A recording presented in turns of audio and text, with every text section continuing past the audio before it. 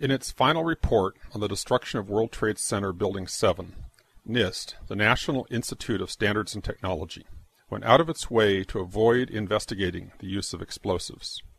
Their sole rationale for not investigating explosive use was the supposed lack of sufficiently loud sounds.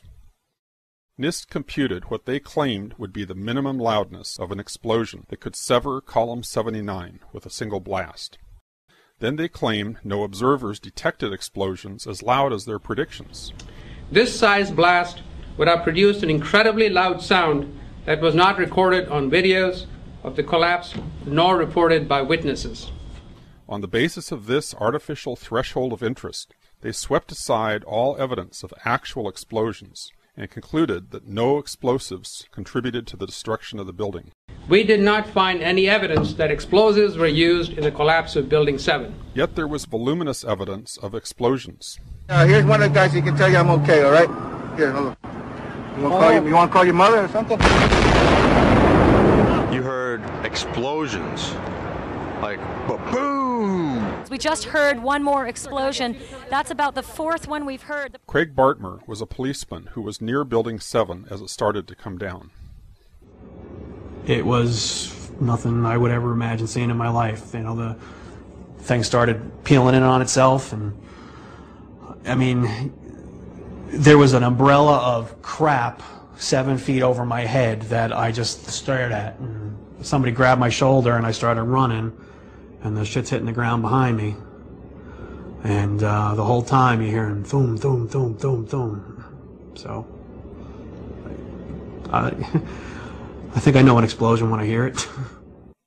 A few blocks up West Broadway, looking toward the World Trade Center in the distance, Ashley Banfield was conducting an interview for MSNBC. You were just told by police that you should move out of your... The mic was set to pick up speech a few inches away.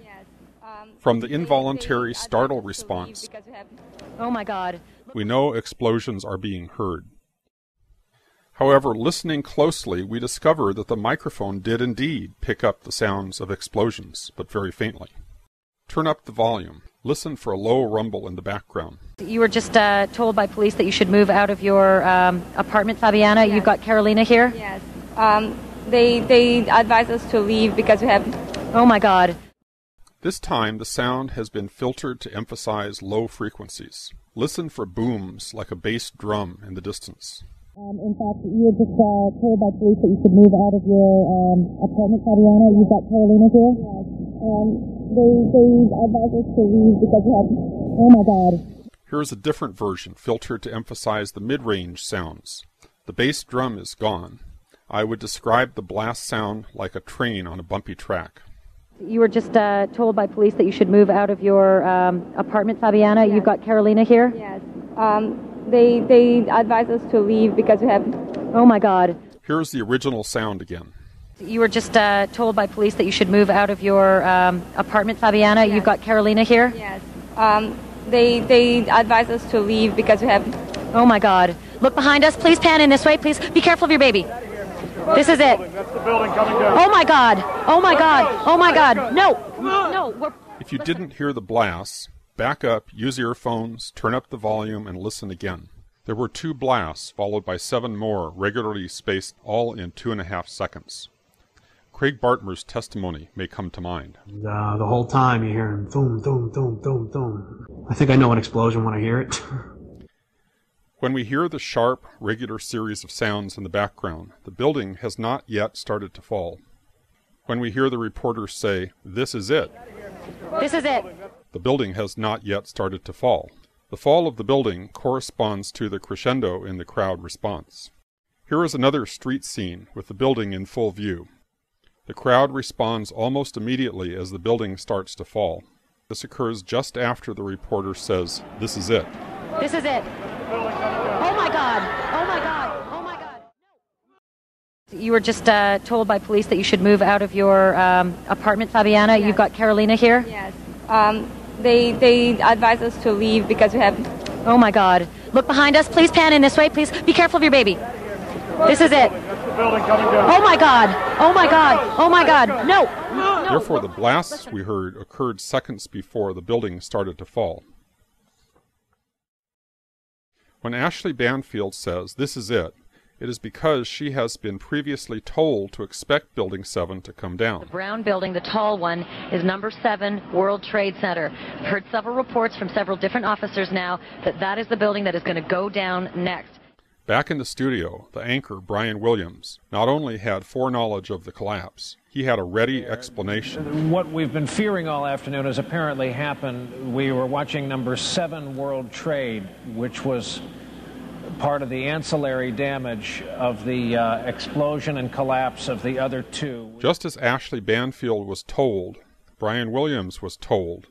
There is indeed evidence that even the top fire officials were told. We are on the phone with New York Fire Department Lieutenant David Restuccio. Lieutenant, where are you right now? I'm at the corner of Northmore Street and Greenwich Street. Can you confirm it was number 7 that just went in? Yes, sir. And you guys knew this was coming all day? We had heard reports that the building was unstable and that it eventually would either come down on its own or it would be taken down.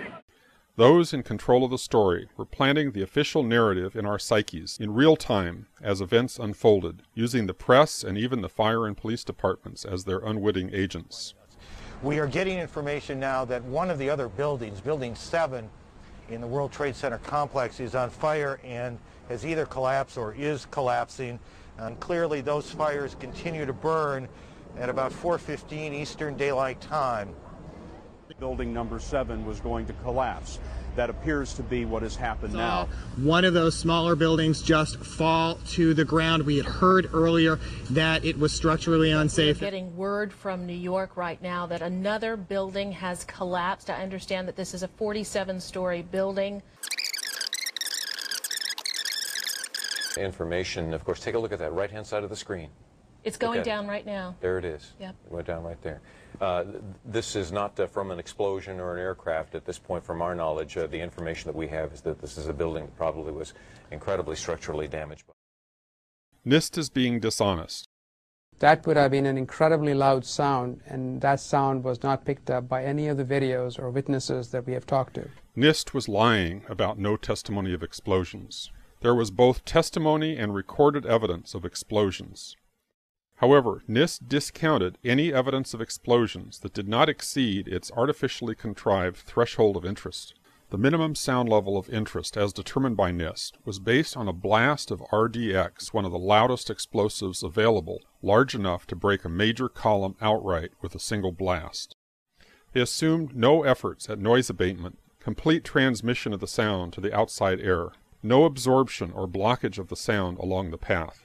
And who knows if they assumed the use of an efficient cutter charge, or if they simply figured the effect of a bomb planted beside a column. They don't say.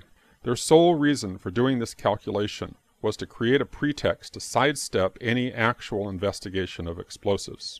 Why would NIST, or anyone else, choose to exclude from its investigation any evidence of any explosions related to the destruction of the building? A reasonable investigator might suspect that explosions could have been used in many different ways.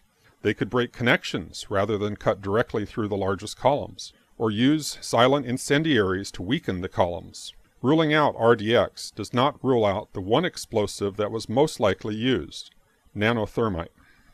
Nanothermite can be tailored to control the sound level by adjusting the particle size and including additives. Nanothermite might be new to the public at large, but many of the scientists at NIST had expert knowledge of and experience with nanothermite. Most importantly, independent scientists have found actual remnants of nanothermite in all of the World Trade Center dust samples they have examined. Despite NIST's intimate knowledge of alternate explosives with radically different acoustic properties, they rigged their calculations to predict extremely loud sounds, and then singled out sound level as the sole criterion for what constituted a credible hypothesis. On this basis, they rejected eyewitness testimony, inconvenient recordings, One more explosion. Oh my God. and cleverly sidestepped even looking for explosive residues, evidence that explosives were in fact used to bring down World Trade Center 7. No honest scientific inquiry would ever be conducted in this way. But then, as we have seen repeatedly, The NIST report was not an honest scientific inquiry.